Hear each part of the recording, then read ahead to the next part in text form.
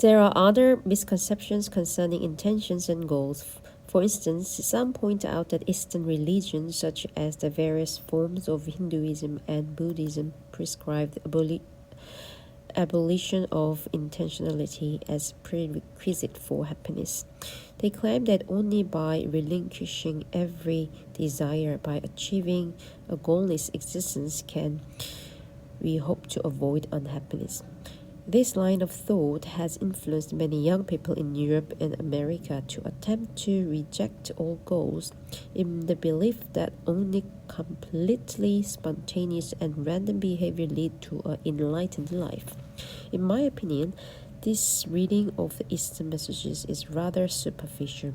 After all, to try abolishing desire is itself a tremendously difficult and ambitious goal. Most of us are so thoroughly programmed with genetic and cultural desire that it takes an act of almost superhuman will to still them all. Those who expect that by being spontaneous they will avoid setting goals usually just follow blindly the goals set down for them by instinct and education. They often end up being so mean, lecherous, and prejudiced as to stand a good Buddhist monk's hair on end. The true message of Eastern religions, it seems to me, is not the abolition of all goals.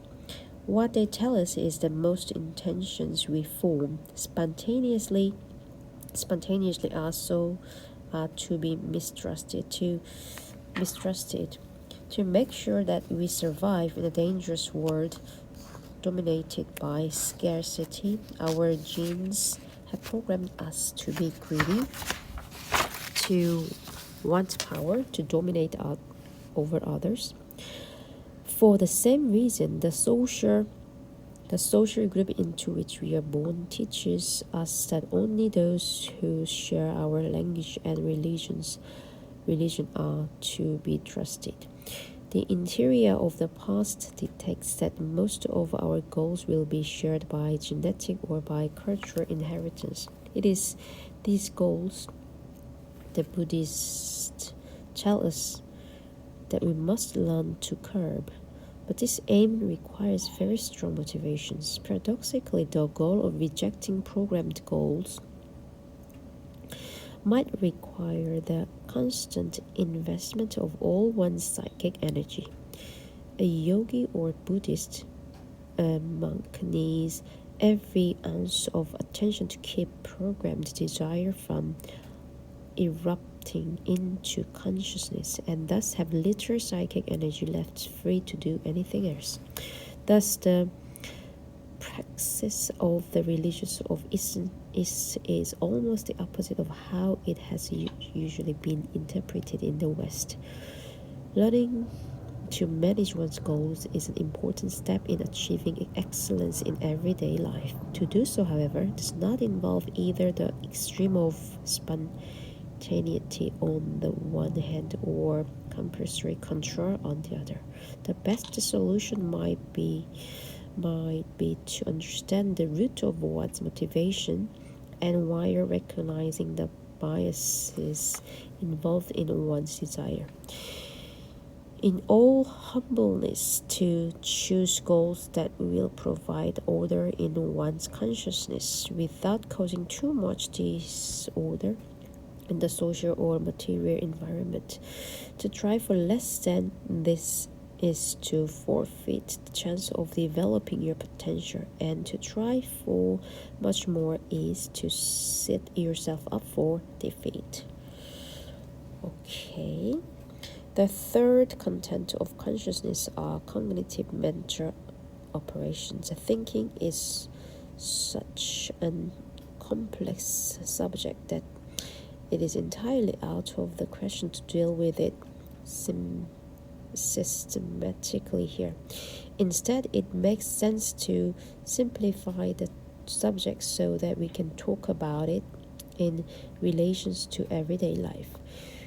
We What we call thinking is also a process whereby psychic energy gets ordered. Emotions focus attention by mobilizing the entire organism in an approach or an avoidance mode.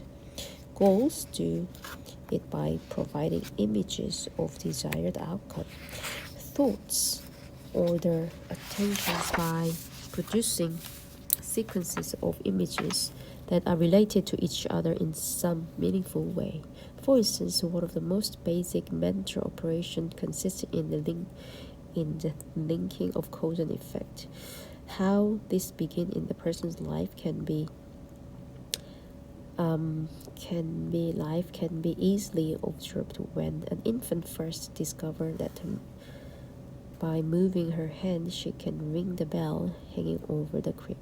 This simple connection is the paradigm on which much of the later thinking is based. With time, however, the step from causes to effect become increasingly more abstract and removed from concrete reality. An electrician, a musical composer, and stockbroker consider simultaneously hundreds of possible connections between the symbols on which they are operating in their minds. Notes and beats the buying and selling price of stocks. By now, it is probably apparent that emotions, intentions, and thoughts do not pass through consciousness as separate strands of existence, but that they are constantly interconnected.